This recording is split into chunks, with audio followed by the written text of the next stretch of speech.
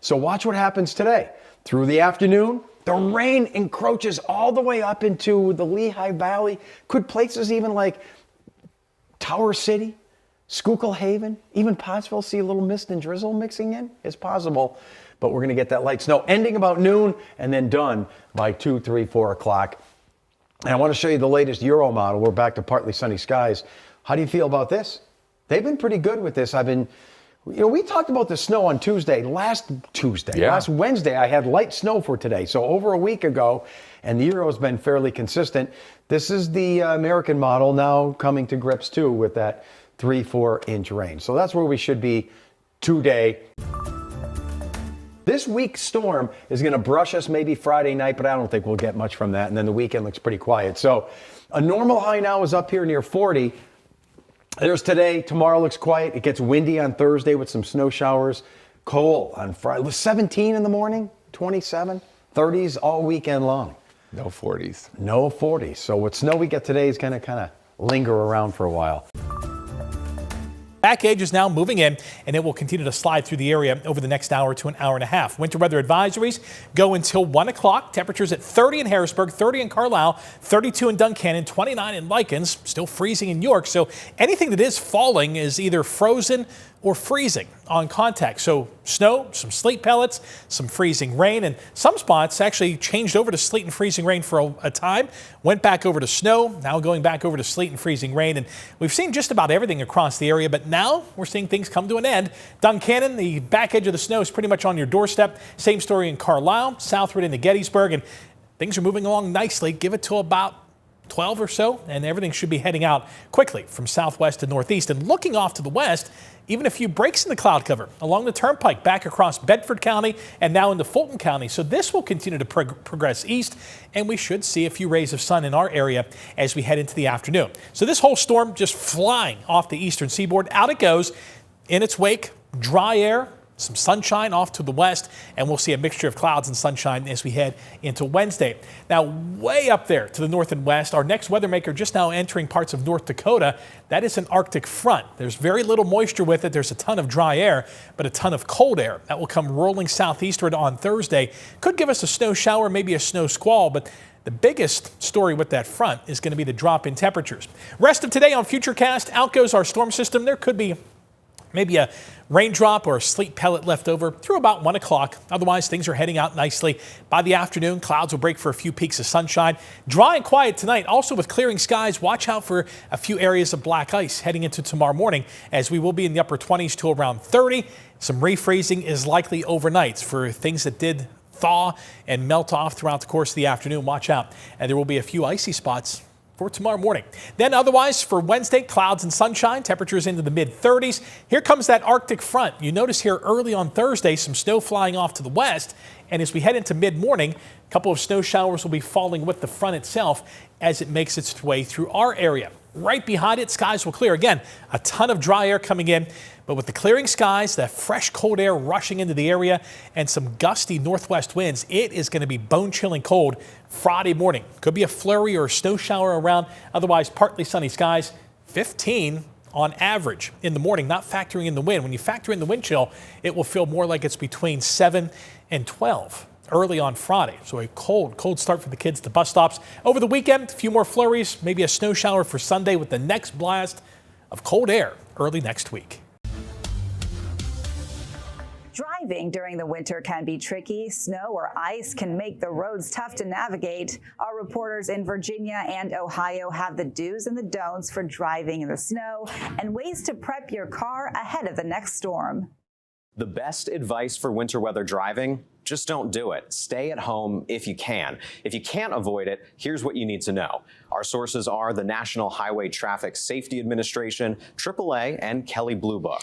So these are the top 3 things that you should do. First, keep your distance from other cars on the road. Second, never slam on the gas or the brake pedal, and get your car prepared for whatever happens. That means filling up on gas, checking your tire pressure and tread, and always keep an emergency kit handy. Our sources also weighed in on some common questions around snow driving. First up, should you speed up before you get to a hill? AAA says hitting the gas hard could make your wheels spin and reduce your control over the car. Instead, try and get a little inertia going before you reach the hill and let that carry you up. Next, can children's winter coats make your car seat less safe? The NHTSA says that's true.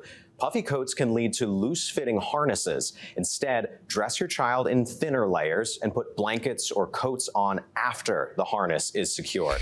And this one is a very common misconception. So Kelley Blue Book says you should actually not put your windshield wipers up before the snow comes. That can damage the springs that keep the wipers flush with the glass. But even if you follow all this advice, you still might find your car slipping on ice. So listen up to this.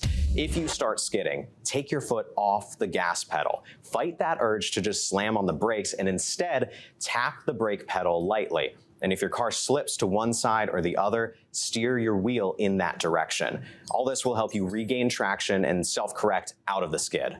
With your Verify, I'm Kyle Johnson. Any extreme weather could have a negative effect on your car. Today I spoke to Luke's Auto, who told me there are a few things that you can do to make sure your car runs smoothly in the cold weather. This is actually showing a weak battery. It should not drop below 10 volts. It's a busy time for auto shops across central Ohio. Luke Walker, owner of Luke's Auto, says check your tires, fluids, and battery before hitting the road. Cold weather and really temperature extremes in either direction can often tend to make something that's on the verge of breaking go ahead and break. This week, they've seen a lot of people for battery issues, noise complaints, and no heat. Sean Knox with Luke's Auto says if you have an electric vehicle, know that the battery might not last in this weather. Especially EV cars, they won't hold a charge nowhere near as long as a normal car. So a lot of the EV customers we have also notice a reduction in how far they can get before they have to charge your car. Knox says it's not a bad idea to wait for your car to heat up before driving it. He says don't turn on your wiper blades until they are defrosted.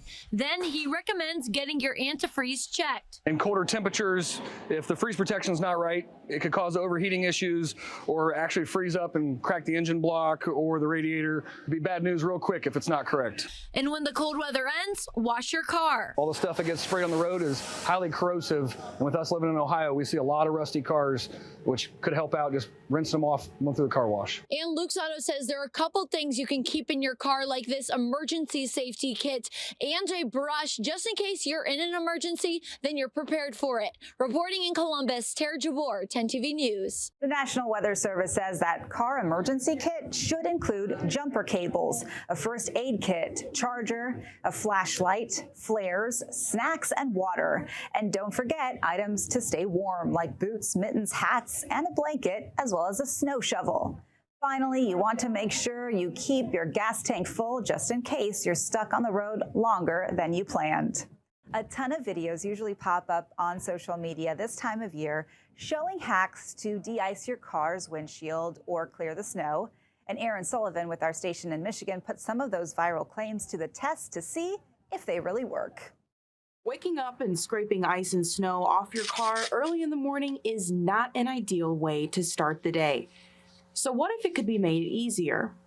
Social media life hacks show that using everyday household items can help. Some users say you can use items you already have at home, like vinegar, sandwich bags, and rubbing alcohol. So I put some to the test on one of our station cars. I first tested a method using a sandwich bag filled with warm tap water. This hack is for defrosting your car windshield in the morning. I found that the window was so frozen solid that this didn't really work, but I'm sure it could work if there's no ice on your car. Next, if you're running late and need your windshield defrosted quickly, rubbing alcohol can help. I did notice this helped melt the ice just a little bit, but I can't say that this life hack was life-changing. I also attempted to create a DIY de-icer in a spray bottle using 3 parts vinegar to 1 part water. This did help with scraping ice off of the car's windshield, but the smell was extremely overpowering, and I do warn you, if you try this at home, you might inhale some of that vinegar. So I do not recommend. And if you experience icy doors and handles, I know I do in the morning, well, you can put WD-40 on the rubber edges around your door. This is going to help prevent your door from freezing shut. And for door handles, hand sanitizer can help de-ice those handles early in the morning when they're frozen shut. And lastly, put your visors down inside your car to trap warm air when defrosting your car towards your windshield. This is going to help quicken the defrosting up. Overall, I would say these life hacks didn't necessarily make my life easier, but if you want to try it at home, good luck. I hope it works out for you.